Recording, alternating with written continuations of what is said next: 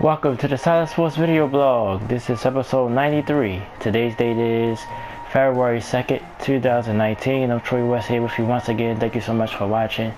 Of course, the big week is Super Bowl week. Super Bowl Sunday is about 36 hours away. Thank you so much for watching. We're going to get into some NBA news. Of course, everybody probably heard about the Kristaps Porzingis trade to the Dallas Mavericks. Anthony Davis drama in New Orleans as well. And a nice gesture by the commissioner of the NBA putting Dirk Nowitzki and Dwayne Wade on the All-Star roster, which probably be their final years. Well, definitely for Wade. I don't think Dirk officially announced he was going to retire, but I think it's a lot of rumors around that he will retire at the end of the season for the Mavs. I'll give you my take on both of those guys. Of course, those guys have a lot of history against each other as well. Talks of NFL, of course, Super Bowl 53, but some dramas off the field. Antonio Brown not happy at Pittsburgh. Cowboys not going to extend Jason Garrett coaching contract, so we'll see how that falls out. And Julius Peppers retired Friday, which is a few hours ago. And of course the retro series will continue. I will have a little bit more free time hopefully in the next few weeks, so I'll be trying to do some more videos, some more video game playthroughs, which will focus on the retro series, including Resident Evil 2, which has been out now I think for about 2 weeks now. I will have that game on the docket and we'll play that game through, so look out for that. But first we'll start in the NBA. Of course, like I said, I mentioned the Kristaps Porzingis trade. Of course, he went into the Knicks front office on Thursday and basically said he wanted out, and they granted his wish within a few hours as he was traded to Dallas. I think the Knicks gave up Tim Hardaway Jr. was included in the trade. Honestly, that's the only name that jumps out to me. Of course, Porzingis was in it. I think Dallas gets some cash compensation. I know it's a couple of more details to it. The Dallas players that's going to New York, DeAndre Jordan, who of course was traded to Dallas, I think it was last season or before the off season. During the off season, I believe this summer. Dennis Smith Jr., which was a lot of speculation around him, will he be moved now that Luka Doncic, the rookie, is more the primary ball handler. They moved Dennis Smith Jr. to New York. Wesley Matthews was also included in the trade. I think it's draft picks and stuff also included, but they're the main guys that was included. Porzingis wanted out. I think this is his final year as a contract. We'll see if he stays in Dallas. Of course, the Knicks was on TV, and I guess the Celtics pretty much dominated the game. But I like the kid Kevin Knox for the Knicks. He looked pretty good tonight. I haven't seen a lot of Knicks games this year. I haven't seen a lot of basketball at all. We're trying to keep up with it during the week. Just hard with work and everything. But very interesting. Of course, Porzingis voiced his displeasure with the Knicks organization, mainly during the Phil Jackson era, but I guess things didn't improve and he finally got his wish, so he's out. We'll see how this trade impact both teams. Dallas in the Western Conference probably got an outside shot to make a playoff. Knicks, with the loss tonight, is 31 games under 500 and is high, will be probably in the top 5 at least for a draft pick this summer. Dallas, I think, is about 2 games under 500 and is competing for a playoff spot in the bottom of the Western Conference. So, but they also said Porzingis probably won't play this year with the ACL. He might just rest the rest of the year. So Dallas might not have him anyway, but we'll see how all that turns out. But just wasn't a surprise. It was just surprising at the time of the trade. But Knicks organization didn't treat Porzingis right. At least that's what he's saying. So, of course, I used to be a Mavs fan just because one of my favorite players growing up was Michael Finley. So I used to follow the Mavs a lot. And of course, we're gonna talk about Dirk in a few minutes. But Dallas, the Mavericks, of course, they won their one championship. It was 2012, I want to say, against the Miami Heat, which we're going to talk about a little bit. So, Mavs good. Of course, Mark Cuban, very involved owner. So, maybe the Dallas Mavericks trying to build to get back into contention in the West. So we'll see how this turns out. But Porzingis probably gets his wish. He's traded for the New York Knicks, and the Knicks look like they just gonna build from the ground up, starting with this summer. Kyrie Irving played there tonight, got a good ovation. Of course, you know he's from there. His dad was there. It was a pretty warming moment. Knicks fans cheering him on. Potentially could be there. Of course, Durant is rumored to go there. Also, Damian Lillard. So a lot of guys showing interest in the Knicks. So we'll see if they can get any of those guys. But the way the Knicks been going, you won't think they would get any of those guys. But we'll see. The summer's going to be very interesting. A lot of big free agents this summer. So we'll see how things turns out. Hopefully the Knicks can get at least one of those guys to improve their team. Speaking of trades, Anthony Davis is on a trading block, I guess, for the New Orleans Hornets. He came out earlier this week, basically publicly saying he wants to be out. He's not going to sign an extension with the Pelicans. I was about to say the Hornets. He still got a whole year left, though. Still got a year and a half left on this contract. He's not. His contract still is right until 2020 of the summer, so that's a difficult situation. Most of the reports has been he's not going to be moved. The Pelicans just going to sit on their hands, probably wait till the summer when Boston can get involved, because then Kyrie Irving will be pretty much released from the team for some reason. Whatever how the rules are, they can't be on the roster at the same time, so Boston can't really make no offers without including Irving. And of course, Irving don't want to go to New Orleans, you know, at least by everything he said. So Boston's out of it. Lakers, of course, struggled without LeBron. LeBron came back, I think last night, and the Lakers won in double overtime, triple double, almost a triple double for LeBron.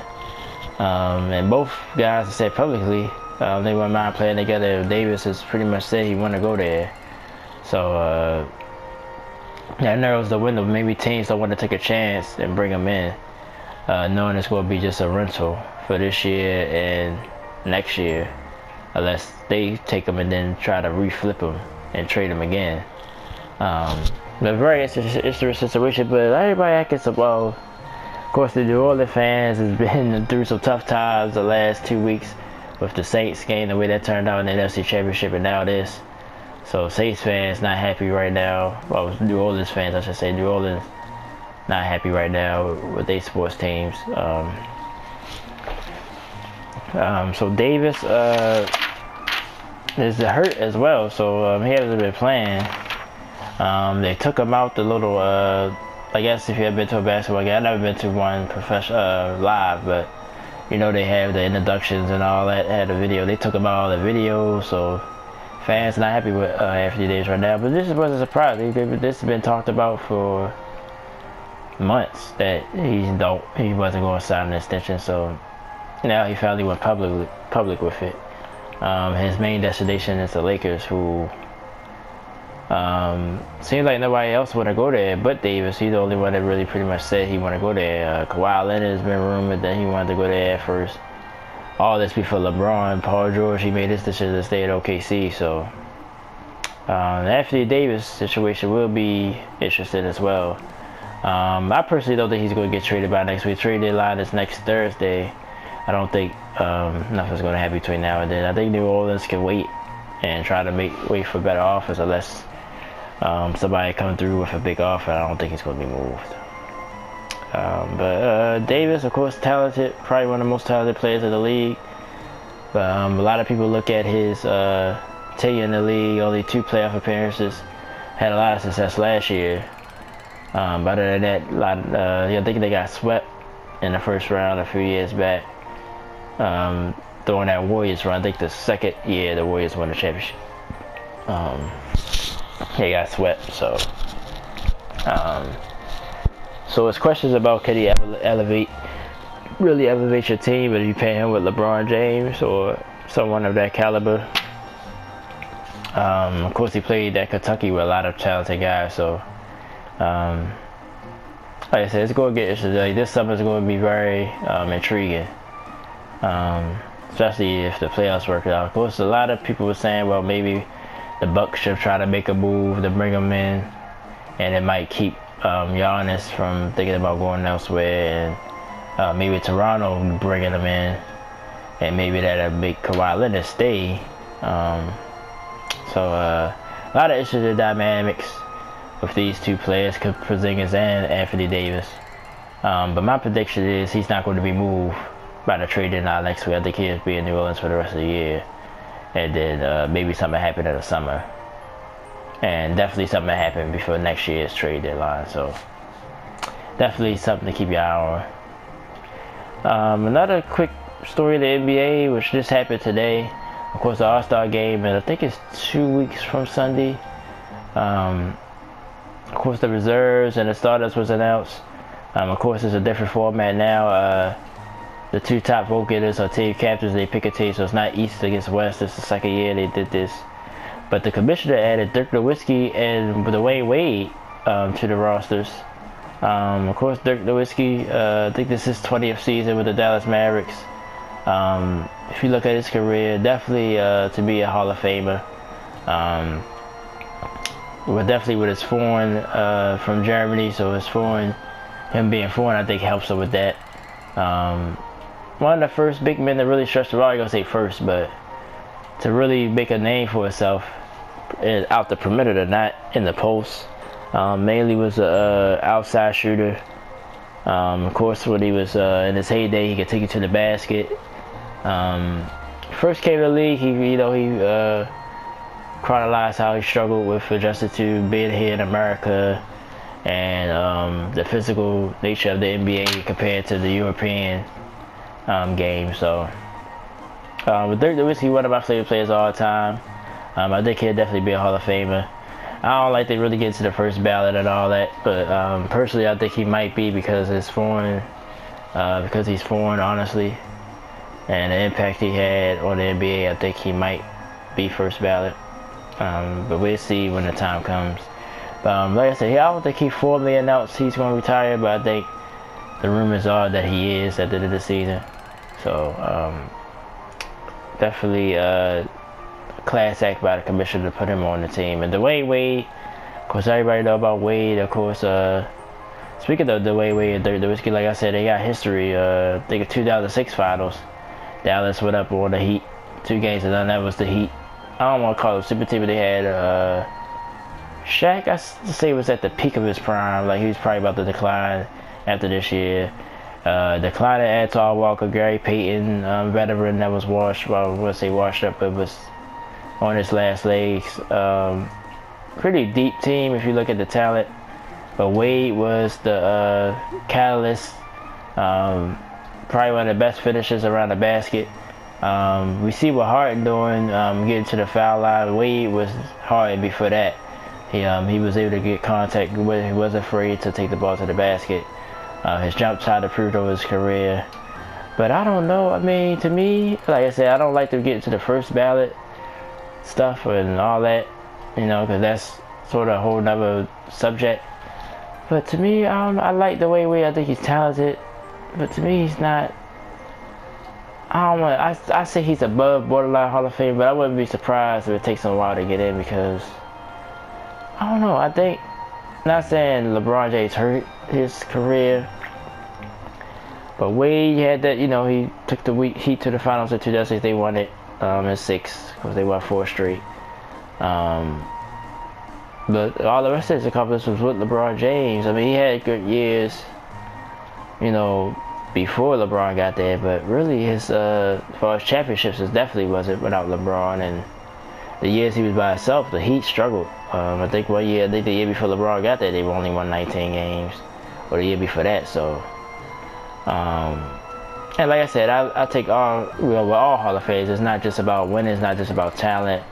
It's about the impact on the game as well. So it's a lot of different factors. I think Wade, I don't know. It's just hard for me to. It's hard to explain. I just think there's a lot of people in this era that was better than him, and it sort of overshadows him. But he had a great career, and I had no problem with him making the Hall of Fame. But I just think I wouldn't be surprised if some people feel the way I do. He's sort of just above the borderline. I think he deserved to get in, but I think if you compare him to other guys like LeBron and maybe Kobe Bryant, guys of that nature, he still comes a little bit short of that to me. So, but we'll see. He had a great career. He was one of my favorite players as well. But when he was at his peak during 2006, he was people say he was the best player of the game.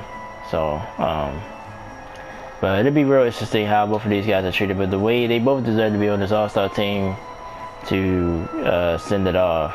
So we'll see how the NBA honored them as well, since the commissioner personally put them on the All-Star team. But both guys, like I said, Dirk got his revenge in 2012. It might have been 2011. You know, the first year that LeBron and Wade and Bosh got together. The Mavericks beat the Heat in 6 games to finally bring a championship to Dallas. That was with the Jason Kidd and for the veteran team. And I had a feel. I was telling people who I was working with, you know, I said the Heat was going to probably win 2 out of like 2-3 in a row or something like that. But this year, I think it was just Dallas's time. They beat the Lakers, who was, you know, having problems. They had a good run. I just had a feeling about the Mavs that they was going to win it that year, and they wound up doing it. But then the Heat won the next 2. Clearly beating the Spurs, and then the Spurs got revenge, of course, in that 4th year with LeBron, and then he went back to Cleveland, and you know all of that, you know that story. But Dirk Nowitzki, Dwayne Wade definitely deserve this honor, and All-Star Weekend should be interested in Charlotte. And I think 2 weeks from now. Let's move on to the NFL. Of course, Super Bowl 53 is this week, but first we're gonna touch on a few off the field things. Antonio Brown, everybody know the drama that ended with him. Of course, the last game of the season, Steelers needed to win to make the playoffs. They did win the game, but the Ravens was able to win, so Steelers was eliminated. But he didn't play that game. He missed meetings, was late for meetings that week. He was sat down for the game, even though Steelers still pulled it out. Sort of the triangle between him and Juju Smith-Schuster to a extent, but Juju Smith-Schuster has said the right things. He's been being interviewed the last couple of days. He's down there at the Super Bowl in Atlanta. Basically said he thinks Brown to be back. I don't think so. I think too much damage is done. But the big rumor is he want to go to San Francisco. Of course, one of my idols, Jerry Rice, saying he works out with him and talked to him, and he wouldn't mind him going to San Francisco. But Brown, of course, you look at his numbers, he's definitely clearly the best wide receiver in the league. But he has a little drama with him. That's one thing I admit. So do Ben Roethlisberger. I think he has a lot to do with the drama too, because he don't not keep his mouth shut. He goes on radio shows locally and say things, say whatever, and it's turned Brown off a little bit. So, but I don't know. Honestly, this one I don't know what's going to happen. I got a feeling he's going to wind up staying. I think the Steelers going to see how he's too valuable just to let him walk, or just to let him go for some trades. Unless things get to be worse for that, like if something else happened, I guess, or something, you know, I think the Steelers probably feel compelled to trade him or let him walk. So we'll see. Of course, Steelers had a lot of drama this year, Le'Veon Bell as well. So I don't know how this going to turn out. I really don't. But it would be nice as a fan. I kind of wouldn't mind him going to San Francisco to challenge the Rams out there in the NFC West. Of course, Rams in the Super Bowl, of course. So that'd be nice. Seattle still, like I said, too. Russell Wilson moves on. I think Seattle will always be a competitive team. Arizona, I think, is rebuilding. They have some years to go. But Brown, we'll see. He came out and said, well, he don't basically necessarily don't want to leave Pittsburgh. He just want to win. So we'll see how all this stuff turn out. More news, Dallas.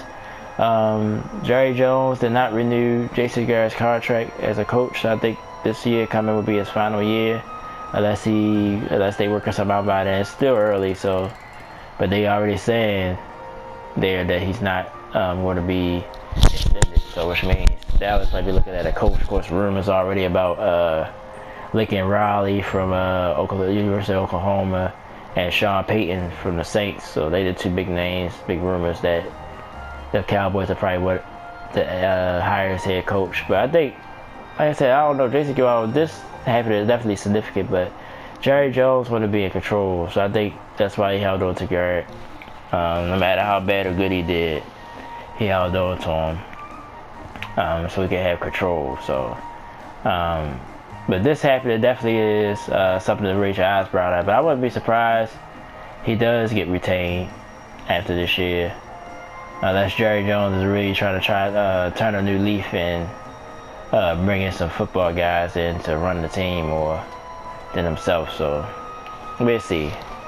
And that's just was big news. I think that was announced yesterday as well. And this was announced today for sure. Julius Peppers, long-time defensive end for the Panthers. He had a stint with the Bears and with the Green Bay Packers as well. But he retires after a great career. Speaking of Wade, Hall of Fame, I think Peppers will have high consideration, but the NFL, I think baseball, especially baseball, then football, then basketball. If you want to go by biases and things with the voters, I think baseball is really tough to get in. If they don't like you for one thing, that might keep you out. I think basketball is more lenient. That's why I think Wade will probably get in, even though to me he's sort of borderline, might be too strong a word, but I think he is on a tightrope for me, Hall of Fame wise, even though he's a great player. Peppers, I think he deserves to get in. If you look at his numbers, is up there as a defensive end, so definitely wouldn't be a problem if he winds up getting in the Hall of Fame. But just wanted to throw it out there and wish him luck, whatever he's going to do with his second career as he finally hangs it up. So now let's give a quick preview of Super Bowl 53. Of course, Super Bowl 53 is Sunday. Kickoff around 6:30 as always from Atlanta, Georgia, in the Mercedes-Benz Dome. New England Patriots against the Los Angeles Rams. Patriots are 2.5 favorites, so it stayed at 2.5. I guess nobody vetted crazy, so.